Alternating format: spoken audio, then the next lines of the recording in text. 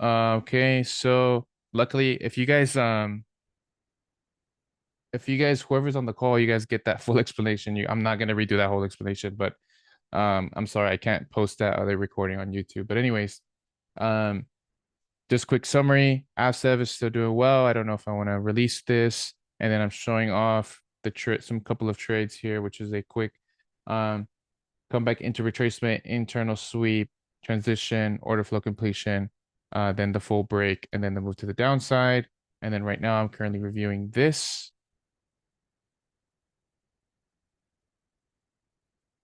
Right, I don't know why it's so blurry, like I said, but internal SD, or internal SD gives us the LG, which gives us the high to put a invalidation on. But if I was being a little bit more conservative, my invalidation should be here, if I'm being honest, just because I don't think it's worth risking, right, this entire potential profit just for that.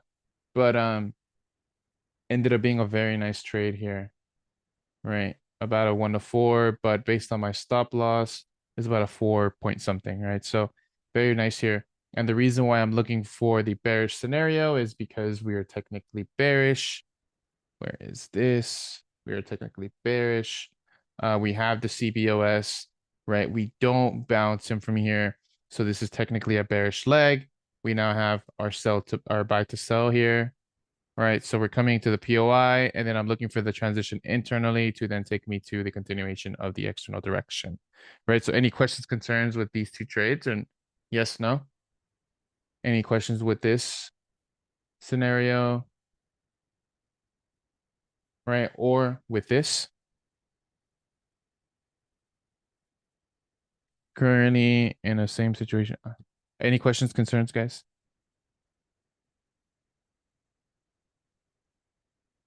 Or is it all clear?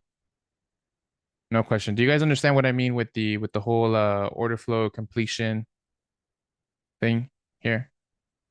Do you guys understand what I'm trying to say? It's kind of just helps me with the timing. So obviously we have a sweep, and because we have the sweep internally here, that just means that we have a low, high, pullback, CBOS, and then we complete the order flow by sweeping this high. So once this low breaks solidified low, then that is now my pretty much the confirmation of my transition. So I'm now looking for the execution to the downside.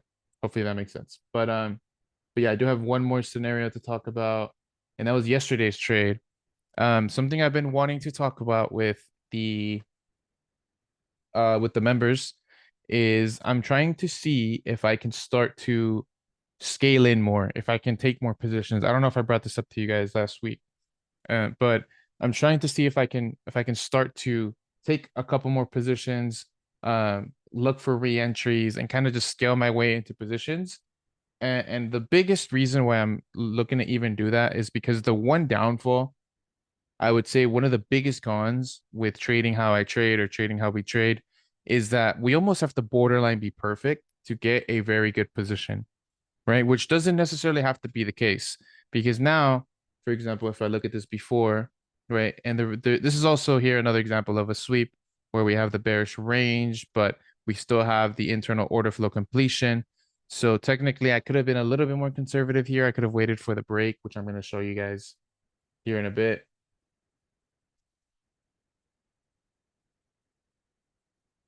Right here, actually,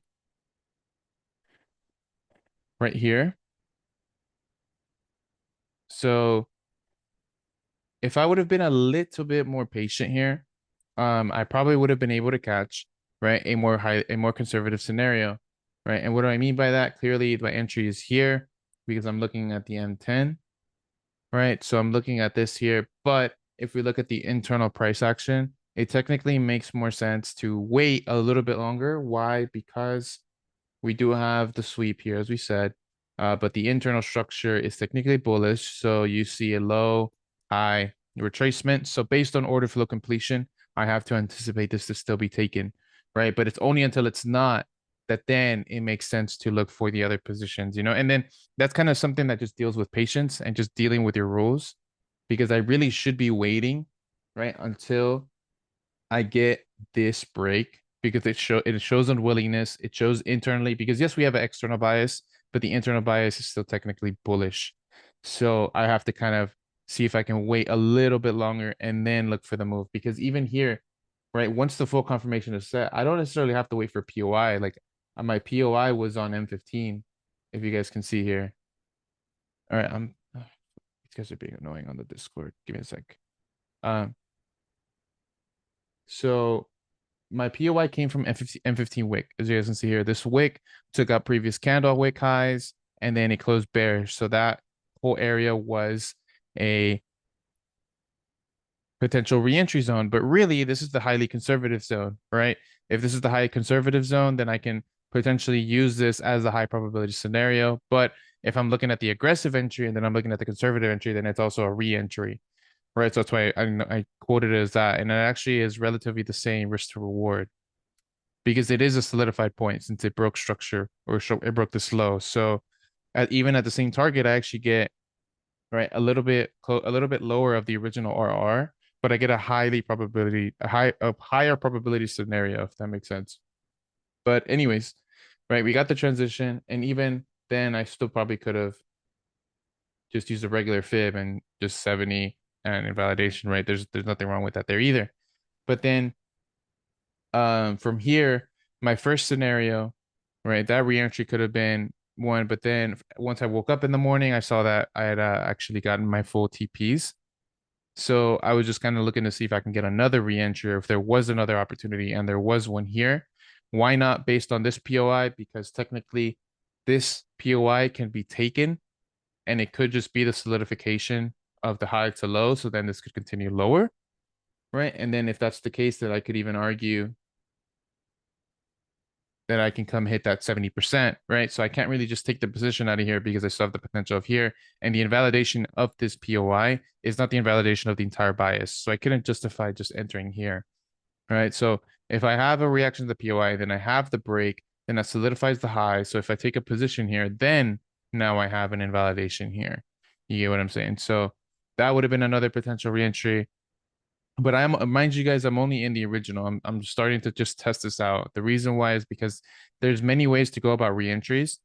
And I would say that if you're looking to look for reentries, I would not do this below M5, right? Just find your scenarios because like technically I find my scenarios on like M10, M15, M30. But if I'm looking for reentries, I don't want to just go into M1 and look for every order flow continuation. Why? Because you will find the occasional loss and you just don't want to get burned. Like, for example, let's say I took this cell here, it got burned, then it gave a move, right? And then it gave, right? Let's say I would have taken another scenario here, then that would have got burned, but then we have an internal sweep here, and then that gave the move to the downside. So I want to keep my moves outside of M1 because although we're adding positions, we're adding potential profit, yes, but we're also adding more risk. Just it just really varies on how you go about the risk, whether you go original risk and then let's say half risk, or you go half risk from the original and then you go half or even half of half and there, or you go full risk, full risk, full risk. So this now creates different scenarios. It completely changes a lot because now rather than just getting one scenario at a 1 to 5, you could have two scenarios within the same one and you get a 2 to 9, right? And then let's say you add this, then you get like maybe a 1 to 3. So now you get a 3 to 12. So a 3 to 12 risk to reward is completely different from a 1 to 5, right? Because now you can lose this one scenario and then maybe hit your stop profit, right, on position 1 and 2, and you can now come out negative as a whole, even though originally if you would have just taken your first one, then or only the first one, then you would have come out with some type of profit. So it's kind of like it's kind of like a nuance to it. It's something I'm still trying to figure out because I'm going to add more risk. But if I figure out how to do this adequately and appropriately, then this is really like the my legit way of um scaling accounts or like quote unquote flipping accounts, but in a reasonable way because I'm just adding on positions to scenarios that I already have high conviction over, if that makes sense. So there was reentry number two. And then as you can see here, also another good plus is like I can scale out differently now if I have different entries. Like I can maybe take out the full risk of there here, or I could take 50% of everything here because I'm up 3 times potentially the profit or 2.5 times the profit, and then this ended up going to here. And then the last thing I want to say with this scenario is why did I choose this low and not this low. Because I used to be of the opinion that if we're taking this out, then we're probably going to take this out too. I used to be of that opinion, but now I really just want to make sure that I secure as much as I can as fast as possible. I just think that just makes more sense. And if I'm looking at this low here, then I don't want to, let's say my stop profit is here. Like, let's say we get the scenario right here and here. So let's say we're here, and then let's say my stop profit is like here or maybe a little bit lower or whatever. But I don't want to risk all of this profit, even in a stop profit, just to squeeze this little bit out. So I just don't think it's. I think if this is appropriate, it's still a appropriate target. Yes, it's a solidified low. Um, and I would hate to see this take my second TP, not take the full TP, and then reverse on me. I would hate to see that. And fortunately for me, that's exactly what happened. You see, like we took that out, but we haven't taken out this low out. Maybe we'll take it out now. Like if I'm being for real, like maybe now, like let's say, right? Let's say we came into the 70. Let's say we're looking at internal order flow. Like let's say from here we just start rolling over to the downside. Like yes, eventually we would have hit our target, but look, I would have probably been taken out at a stop profit if I was still holding these up positions. Why? Because we have a solidified low. I mean, a solidified high based on the break of the slow. So I would have my stop profit here. So now because I'm waiting for this, rather than just taking the profit here, I've now lost all of the potential profit just to try to squeeze out a little bit of nothing. All right. So that's the explanation with that. Any questions, concerns with this one? I'm sorry, did you say you did take partials? Or you did Oh, one close early, second. or you One waited second. for the One whole second. thing? One second. Oh, sorry, sorry. Uh, say that one more time. I said, I'm sorry, did you say you did close before your ultimate price target on that trade, or no? I mean, yeah, my price target was here. But obviously a second target would have been here. Oh, okay. Yeah, I missed That's my that. second target. Yeah, Because you that's don't what I'm take saying. partials, Like, right? no, I don't. But with this reentry method, I definitely would. Yeah, I put it in the chat. I agree with those order flow entries. You're just like, it's inevitable to catch like a CBOS stop loss. Hmm.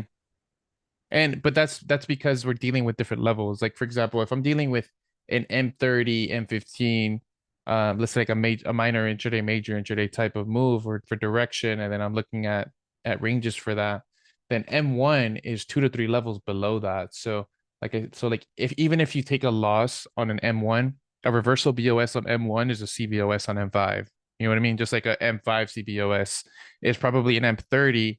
I mean, an M5 reversal BOS is probably like an M30 CBOS. You know what I'm saying? So I just want to evade that completely and just stick to the M5, hover on the M5, because that's really what I like to do is hover on the M5, and then kind of just wait and see what happens.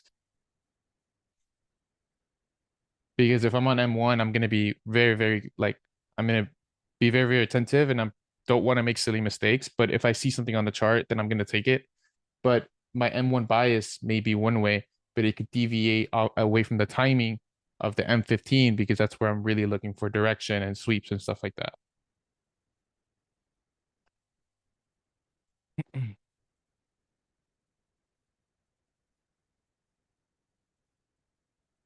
All right, cool. Any more questions? No questions, concerns with this? Looks like this is gonna go lower now. That's hmm.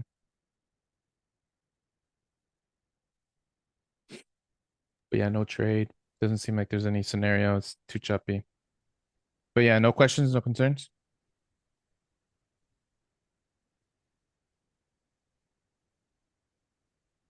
Because there's only one last thing I want to go over. And that's the this company I've invested in and been building this platform for like the past, I guess like it's been months now that this has been coming into fruition. So the whole gist of the company is we're not only building this quote unquote intelligent crypto trading assistant. This is like pretty much a crypto GPT. That's what I call it. Crypto GPT. Uh, Pretty much it's like a ChatGPT for everything crypto blockchain related, and this is the alpha, it's just the pre-beta. So we're pretty far away from the full model, but this is the first working model that we're able to use and start to experiment and stuff like that. And I've been kind of just I literally just started like kind of messing with it, and it kind of tells me right here what it is that it does. If you guys want to either take a screenshot of that or just come back to the recording. And then I also asked it about Web3 and kind of what it is, and just to see, just kind of testing the waters out. And then from here on, I'm gonna try to start using it to see if it can give me not only information, but maybe some good pointers on what to look for. Just trying to see what kind of feedback I can get from this. But if you guys want, we can ask it something if you guys want to ask it something. Like this is what the screen would look like, right? Cove AI, pretty much like a ChatGPT, but based on blockchain and Web3. If anybody has a question, we can quickly ask it something. Are there similar limitations to this, like financial advice? ChatGPT won't Yeah, give you. yeah, yeah, very similar. Yeah, very similar.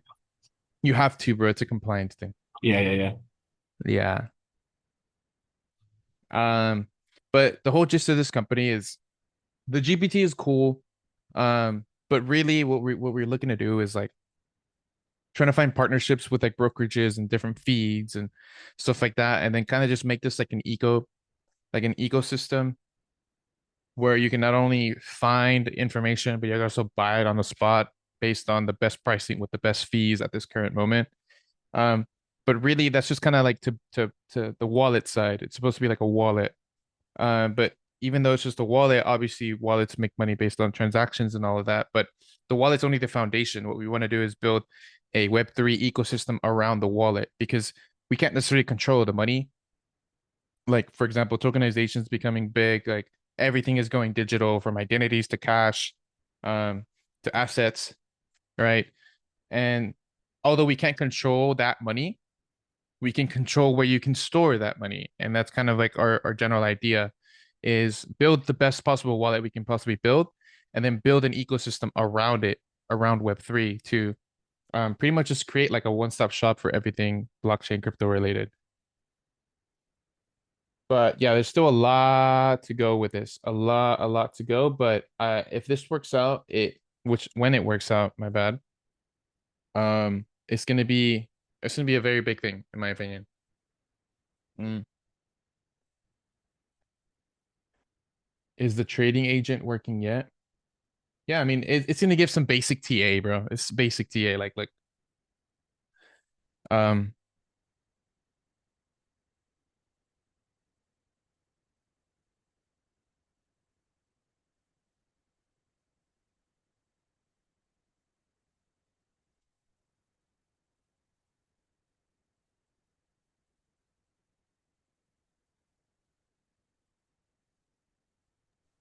Is this limited to crypto?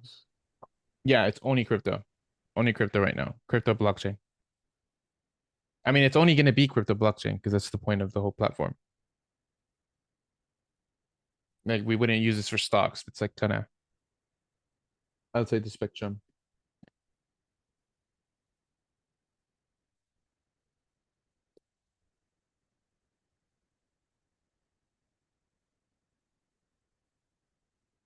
But yeah, analyzing data. Hopefully it doesn't take too long. But yeah, I hope this can eventually be something pretty cool. Yeah, you can see here. Would it be able to track abnormal volume? Like what BTC Who knows? pairs Who have knows? abnormal volume in relative, 1 week time frame, XYZ? Eventually it should be.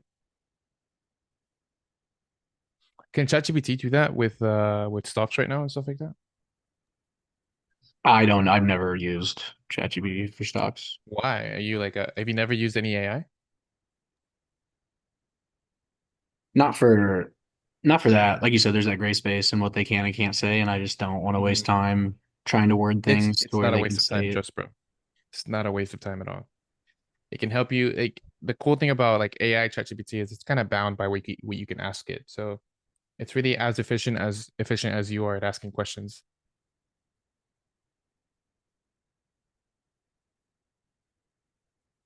But yeah, pretty cool.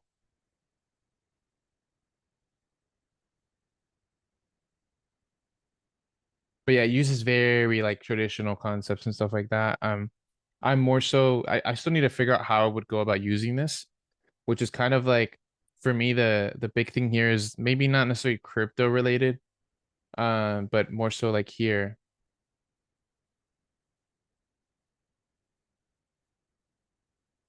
Right, what do I know about Web3? And then kind of just figuring out everything Web3 related because it's a bit of a hard concept. I don't know if it's just for me, but it's a bit of a hard concept to figure out and understand and grasp.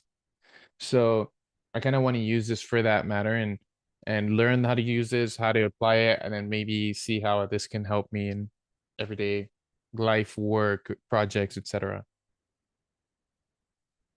But yeah, pretty neat. Other than that, let's go ahead and get into case studies. If you guys have any case studies for today.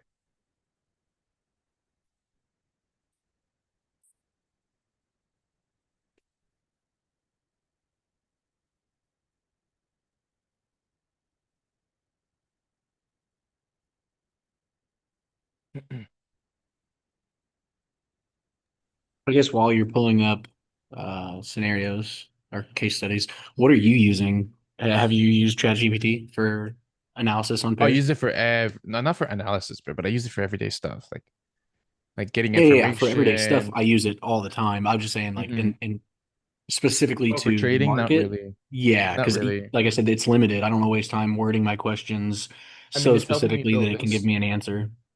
It's helped me build. This is built through ChatGPT.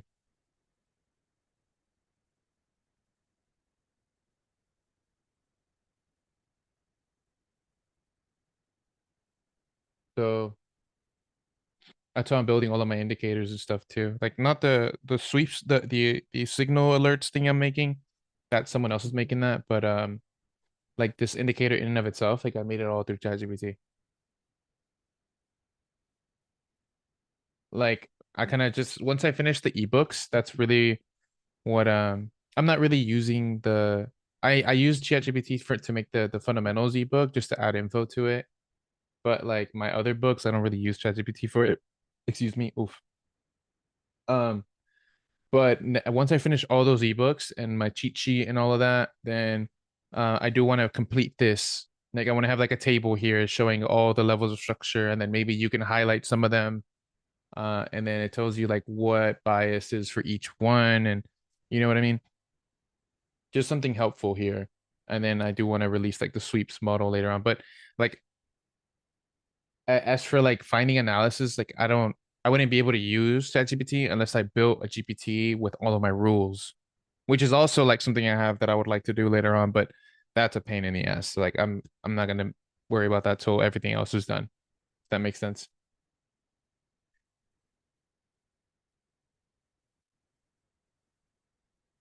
But yeah, let's go ahead and get into the case studies.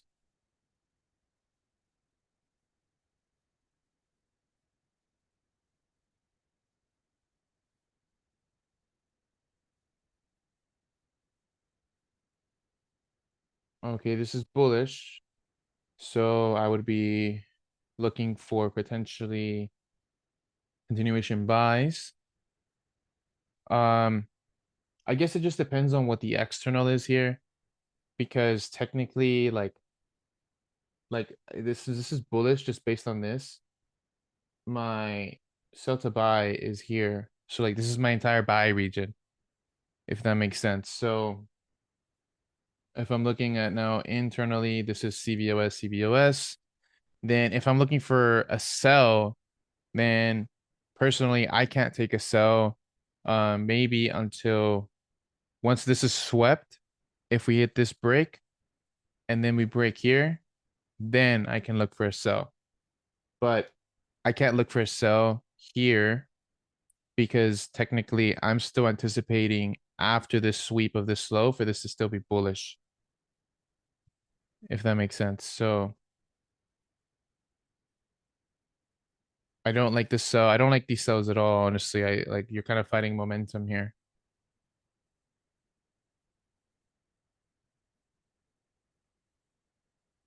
And I guess this is one of the problems, I guess, with M1 is like you don't want to get too stuck in the internal order flow because since this is active, if you go to M5, maybe you could find an M5 POI, M10 and POI, M15 POI. Like maybe could be an external POI, right? So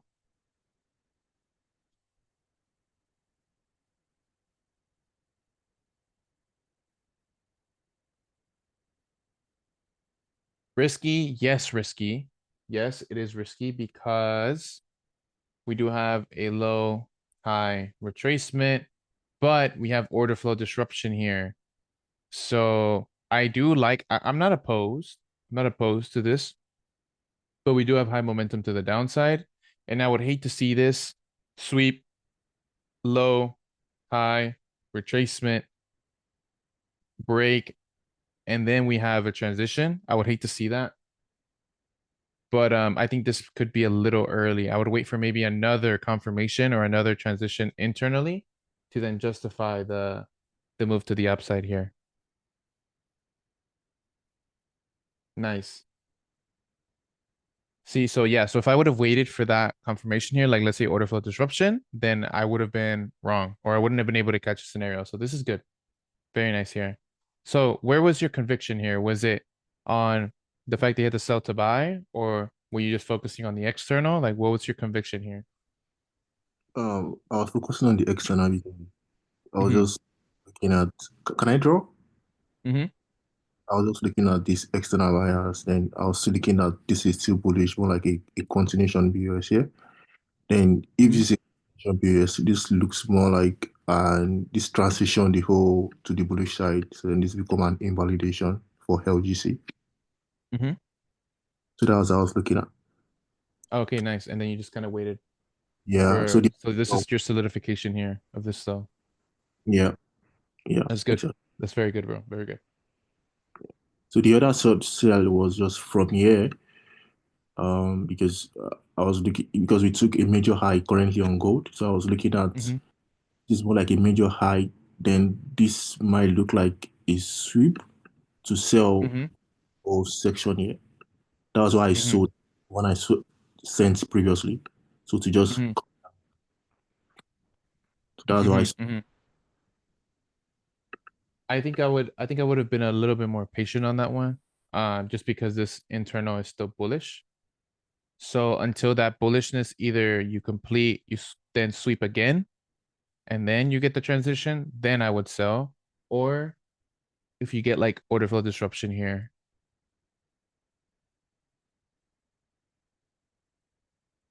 that's the only way I probably would have sold. I think here it's still you're kind of just picking the high. yeah. So that was what happened Mhm. on the previous chart we checked. That was what happened. If you check the over before the one that Mhm. first one that's into just see if you can go Mhm. back to that.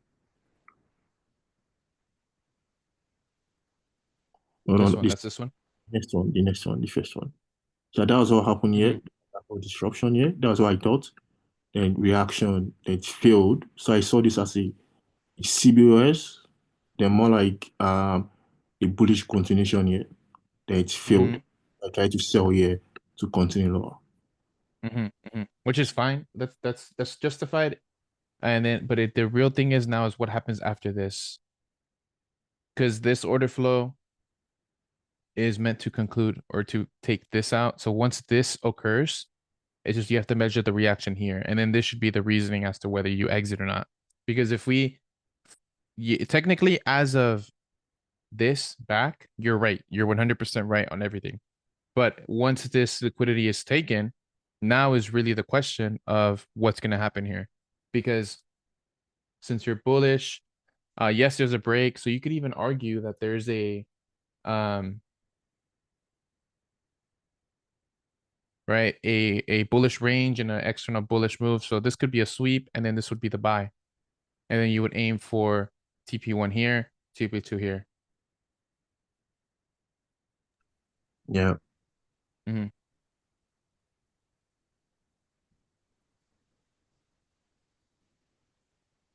All right, cool. So let's get into Mike's stuff since he already left. Time is it? Cool. Still got like 30 minutes. Anyways, okay, this looks like a bearish break. This looks like a bearish move here. I think this is early. I think this is probably gonna keep going lower. And then maybe from here you can then find a transition. So let's see what happens.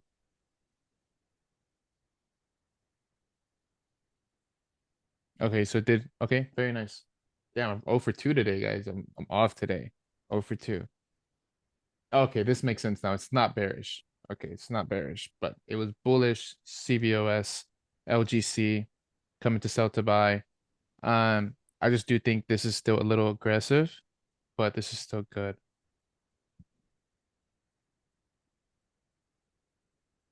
Let's see. Oh, wrong one. I already saw this anyway, but yeah, this one's good. I really like this one. Bearish, buy to sell, come back into there. We have the internal transition. So once you come into the POI, this is very good. This is a very good order flow trade. Order flow LGC trade. Very good, very good. And the result on that one, yeah, very nice. It actually even gave the re-entry here. Gave the re-entry there, very nice. No complaints on that one. And then this is also kind of adding to my point earlier where I want to start figuring out when to or start figuring out re-entries because for example, here is a perfect LGC, right? Or actually not even there. We can even argue that here, right? Because we have the final leg up that's broken down. So this would be here another sell, which would add on to the same target. And we could even start partialing out here now since I have two positions. And then even give out another one, as you can note it here, which would have been 3. So taking out partials, you could even add on more. And it's full TP here. So this is very good. I like this. It's very good. And you're on the M10, which I like. I like that you're on the M10. Okay, I like this one too. I like this one too. Bearish. Yeah, technically we have that. So there is the sweep here, potential sweep range here. So once we're sweeping that and we're engulfing, yeah, I like this. This is very good. I like this. And watch me be wrong on this one. Oh, okay, cool. Cool. So yeah, so the reaction was right. It looks like, okay, it looks like this swept here. So this is very weird because this is my exact same trade. This is my exact same trade, but mine didn't hit my stop. It's actually my exact same trade here. Oh, actually, no, he took it early. That makes sense. I took mine here. Okay. But yeah, the reentry, very good. That was actually one of my reentries that I noted as well. So that one is good. But you have to, I would take my some TP here. I would aim for here. But yeah, I've already covered this earlier in the Zoom why this TP didn't make sense to me and why this one did. But either way, this is still I accept this loss. This is a good loss, even though you did take the reentry. But your invalidation should have been here. Okay, that's it. That's it.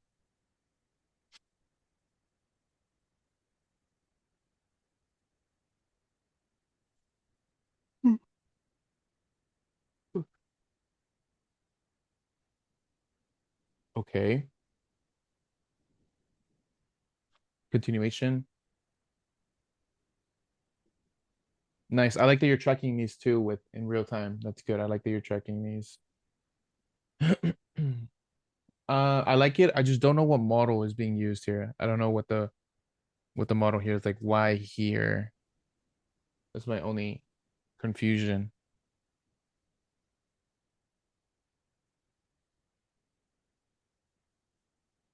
But overall, very good. I do like that you use your invalidation here as your stop loss. That's good. And you're just kind of continuing structure. I mean, I have no complaints here. So this is very good.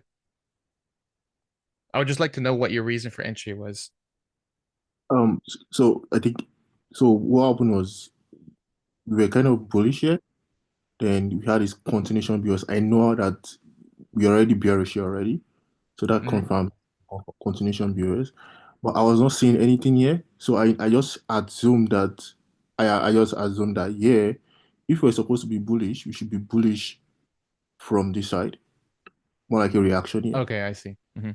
That's more like a structural disruption. You're Then it assumed, yeah, internally. So I just wait for the pullback, then entered, then stop loss above here. So and also on 15 minutes, I saw an engulfing candle. It just engulfed, then I just entered at the bottom of the engulf candle Okay. Yeah, that's on here. is that Yeah, here? so I entered it. Yeah, I think it's there. Was it Yeah, on M15, M10?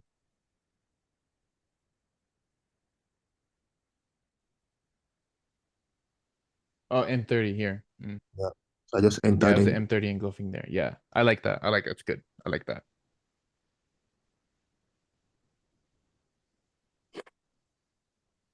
Yeah, very good. Let's see. Okay, here we have a very clear sweep model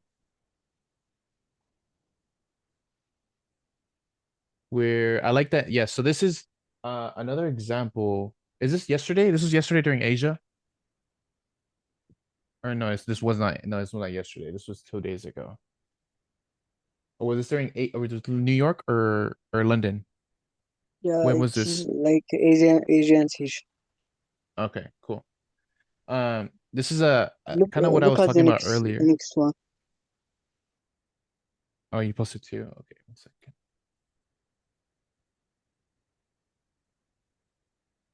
Okay, we'll go over this one first. This is another. This is kind of also why I'm really liking this whole the order flow Yeah, completion this is concept where you. like New York station. No, hold on. Give me a sec. Give me a sec, bro. Next. Give me a sec. Give me a sec. Give me a sec. Okay, okay. Um, because this is a good example of it where we see here, right, the completion of the order flow where we're bullish, but obviously this is internally bullish.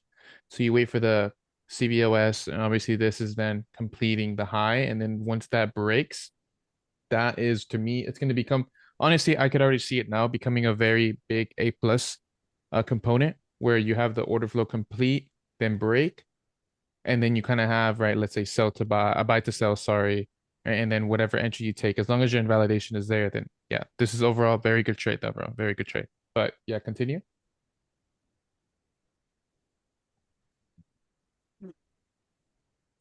What were you saying with No, I'm this one? finished. Mhm. Okay. Next one.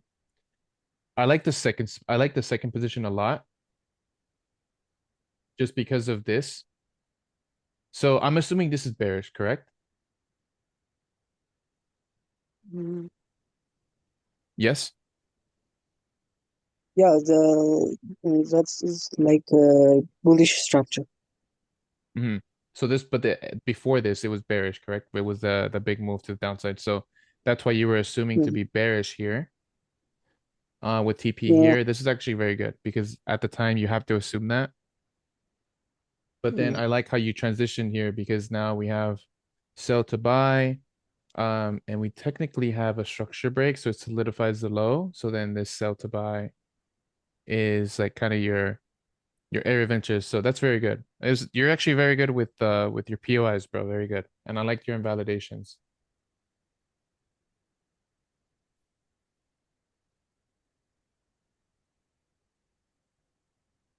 But yeah, let's move on to the next one.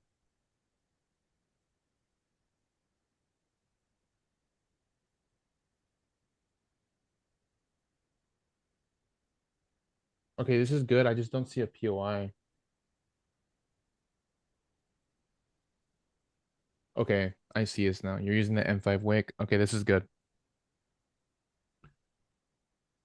I would definitely use this as a very important area for TPs. This is a very important area because you're technically bullish.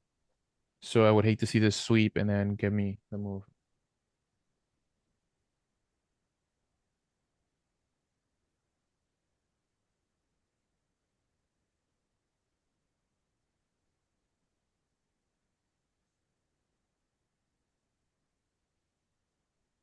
Okay.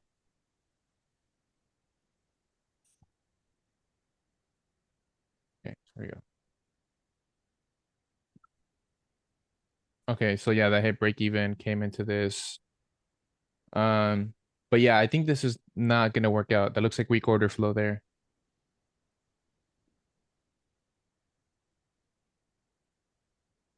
Re-entry, okay, I like it. I like the LGC. So you have a potential sweep, and then you have the LGC. So this is fair. I'm not opposed.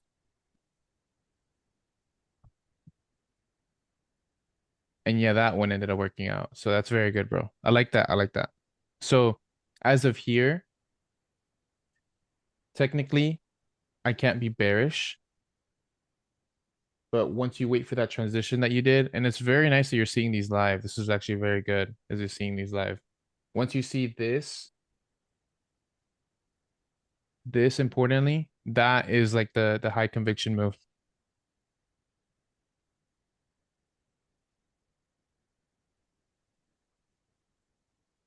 Right, but that's very good, bro. Very good.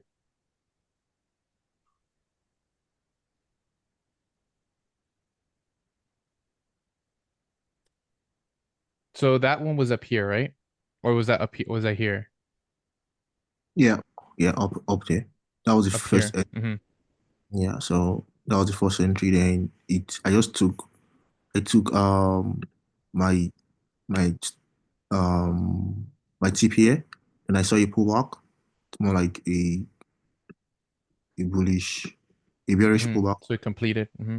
completely. So reaction failed, and I entered again. Then target. Very nice. This is very nice, bro. I like this one as well because you can see that it completed the order flow again, and then unwillingness, break, and then that's what you look for. So it's either going to give you the full break, the full completion, or the unwillingness. Yeah. Nice. This is very nice, bro. Good job. Well, yeah, other than that, unless you guys have any more questions, concerns, that's kind of all I have for today, guys. I apologize for the mishaps at the beginning of the call. Um, yeah, I cannot have that. Cool. But does anybody have any more questions, concerns?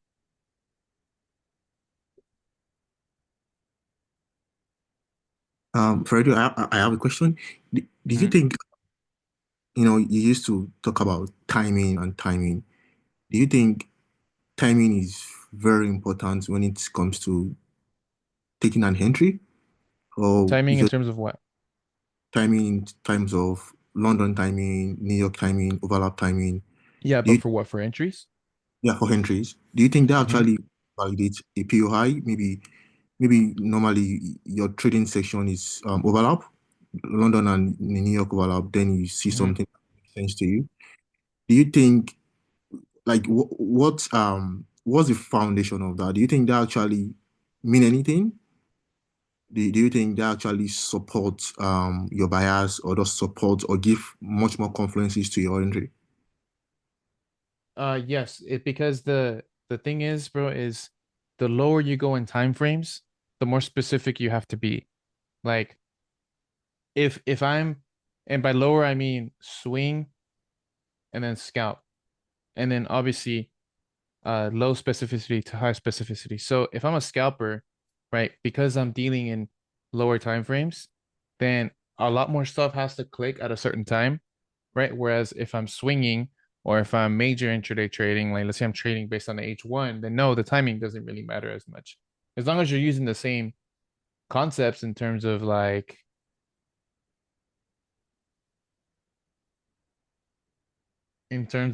how do I say this? Like in terms of like let's say I'm selling here, then I have to have my validation here.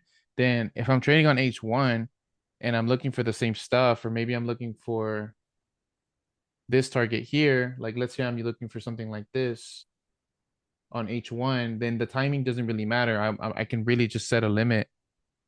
I can just Mm, set a limit and then just kind of let it play out. You know what I mean? mm, So if I'm going to be a scalper, then yes, timing is very important. That's why I only trade during like the like a little bit before London and then like the hour of London Open. or my kill zone in Asia, or my early New York. All right, because those are kind of like the main times when I see potentially moves coming up, but it is a big chunk of the day as well. So like each session, because I'm a scalper, is going to present me different opportunities. So I'm not opposed to um having so many open trading times. But if I have more open trading times, then I also, like, for example, if I'm only going to trade my kill zone, right, then I also have to adjust how many pairs I look at. Like I only look at 1, 2, 3, 4 pairs, like right now. This is really all I look at. Everything else I don't really look at. Mm. So it depends. If you're a scalper, yes, the timing does matter a lot because you just don't want to get liquidated. Like for example, that move that one of Mike's trades here, where he took the loss because he sold here, right? Mm. Look at the timing of it. This position here, right? This is an hour before the new day open, right? Which is the time I will never probably ever want to trade, right? This is right before the open, right? So I'm not trying to trade during this time because I don't want my session liquidity to come in, liquidate that because this is a valid position. Like I said, it was a valid position. He took the sweep, transition, POI. We should be looking at downside. Yes, that's 100% right, but we're dealing in a smaller time frame. So I don't. So what we don't want to see, the reason why I want to avoid trading during this time is because I don't want my volatility of the session to come in, liquidate, and then give me the real move. That's why I'm very specific with when I want to trade, whether it's my kill zone, whether it's right after this, or the beginning of London, or the beginning of New York. Mm. You know, that's really the only times that I would want to look for positions. And honestly, I don't mind trading up until like 2 p.m. because I've done it before and I've seen setups before there. But it really just depends too on my sleep schedule. Like if I want to trade or not, you know what I mean? Yeah, look at this. This actually gave nice little move. So yeah, this is definitely gonna take out loads. But yeah, so your answer to your question, yes, if you're a scalper, intraday trader. Because But if you're a swing, not really. You could just set limits externally and you'll be fine. because I was trying to become an intraday trader, but it never worked for me because I always take losses. I don't know why. Maybe the timing or this because I always try to refine POIs, but now like I just kind of follow the key POIs, just cover the key POIs and just put my entry. That's it, and I kind of Mhm. have winning trades compared to when I try to refine and try to catch swings, which doesn't work for me. So that Mhm. was what I was looking at. Is it maybe timing was part of the influences? I don't know why. Do you mean it wasn't working when you were looking for swing targets? Yeah, when I was looking for swing target. Uh-huh. Well, yeah, because that's also why I stopped doing that as well. Because let's say, for example, we're looking for we're looking for this low, Yeah. right? Let's say it's a swing low. Let's say it's just like the M1. Let's say on M1, we're having internal price action and we have this. Or actually, I'm gonna give you a perfect example here. There's an example here. So let's say that I'm looking at right the sweep, and I've now changed my bias after this change transition here, right? And I'm now looking for this move here. And let's say I'm looking for the move to the downside, right? The last thing that I want to happen, right, is let's say I have a scenario here where I'm trading this and I'm selling here. The point of this internal move is to target here. This would be the micro trade per se. But if I'm looking for this external target, then my invalidation now moves from the invalidation of the micro to the invalidation of the scalp. I see. So then if I want to look for the scalp target, which is here, I have to move my transition. I mean, I have to move my invalidation adequately because the last thing that I want is to see my stop loss get ran and then I hit my target Because like I said, an M1 reversal BOS is an M5 CBOS.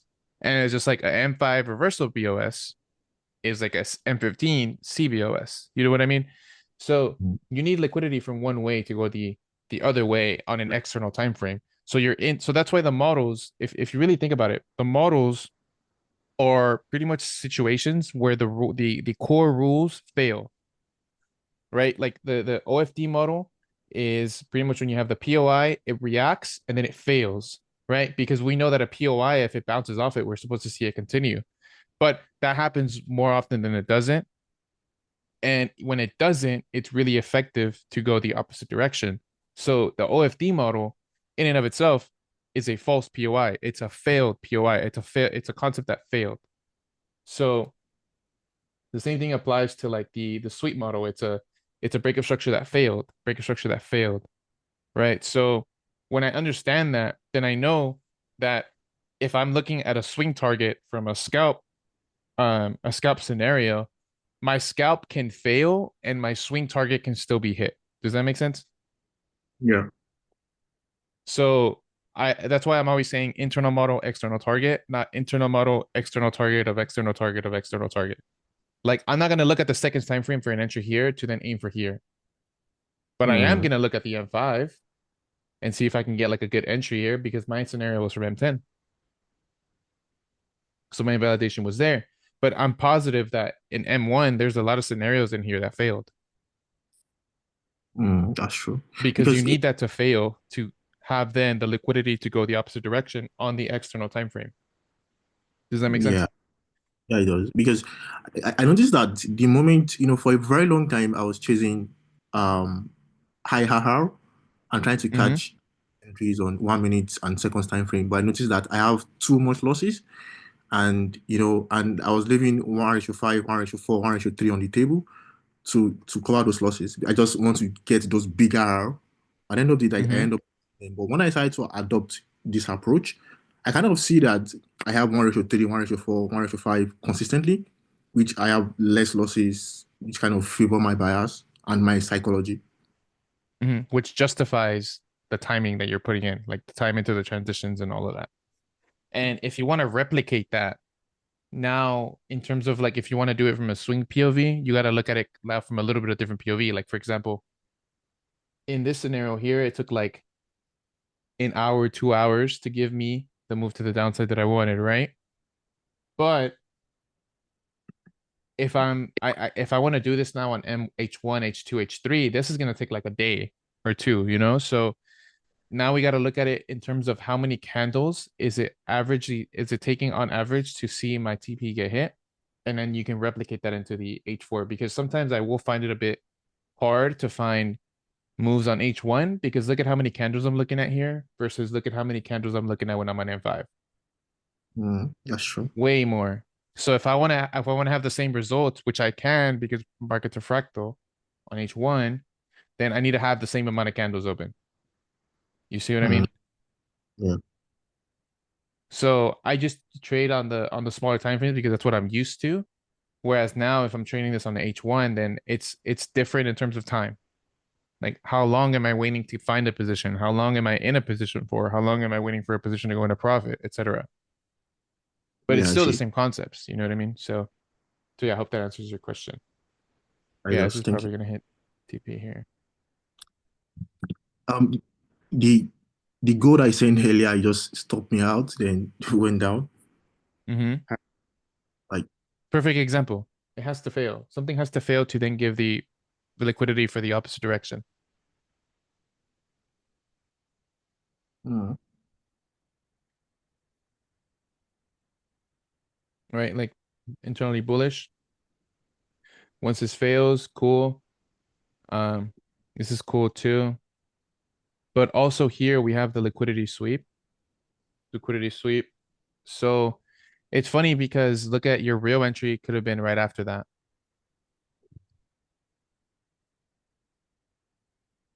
This is what we need to wait for because this is now order flow completion. You have the internal range that's broken. And then this is your real entry. see. And this is actually like an internal sweep range, if you see. Yeah. So So you see that the M1 needs to fail to give you, let's say, like the M5 to give you that move to the downside. I see. Okay. Hmm. So I kind of stop taking the second entry because I noticed that my emotion patterns, when I take the second entries, I want to take the third and I want to take the fourth one. So that is why I wrote it on my chart that whenever I lose, no re-entry for me. It just give me some kind Hmm. of it give me high tendency to focus more. And I know when I take a loss on one trade, that's it. Because I don't want Hmm. to take Hmm. and I keep stacking losses. Yeah, exactly. And that's definitely the hardest part about re-entries is not only timings but greed. Greed is probably going to be the biggest thing. And then obviously you don't know. Like maybe if you add more risk, then more obviously more money's on the table that you may not be fully comfortable with, and then it just throws you off, you know? Yeah. So it can go bad. But really what I would say the only solution I've ever found to that problem is I stay away from M1, M2, M3 when I'm already in my position. And if I see a conservative entry like on M5 to then enter again, okay, then I will take another position. You know what I mean? Can you say that again? Like if I'm like an M5 plus and then I find a reentry, then I can justify the reentry. That's kind of how I'm trying to go about it right now because I am noticing that whenever I'm trying to add more positions, like I said, I don't want to stick to M1, M2, M3 because I know that in order for an M5 scenario to occur, M1 needs to fail. Like something on M1 needs to fail. Yeah.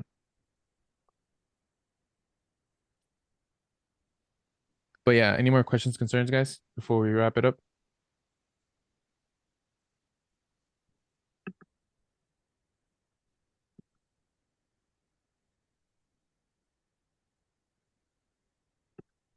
Cool. No questions, no concerns, guys. Yeah, sure. No worries. No worries. Thank you. Excuse me.